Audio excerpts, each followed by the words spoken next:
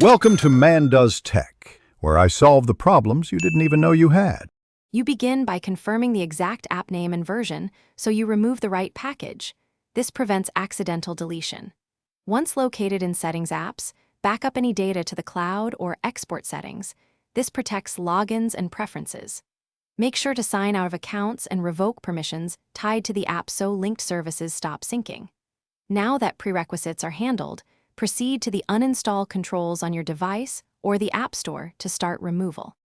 You'll now perform the detailed removal steps. Open App Info and tap Uninstall, then immediately clear cache and storage to erase residual files. If the app is pre-installed and cannot be removed, disable it or use ADB with developer mode enabled. This requires USB debugging and careful command use.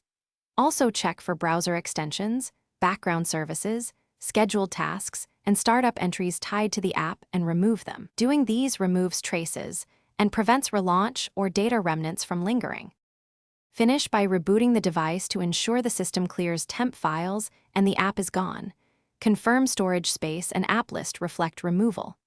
Once rebooted, selectively restore needed data from your backup so you keep contacts or settings without reinstalling the app. If the uninstall fails, boot into safe mode and attempt removal there, or revoke device administrator status first. As a last resort, reset network credentials or perform a factory reset, only after exporting all necessary backups. Thanks for watching. If you found this helpful, don't forget to like and subscribe.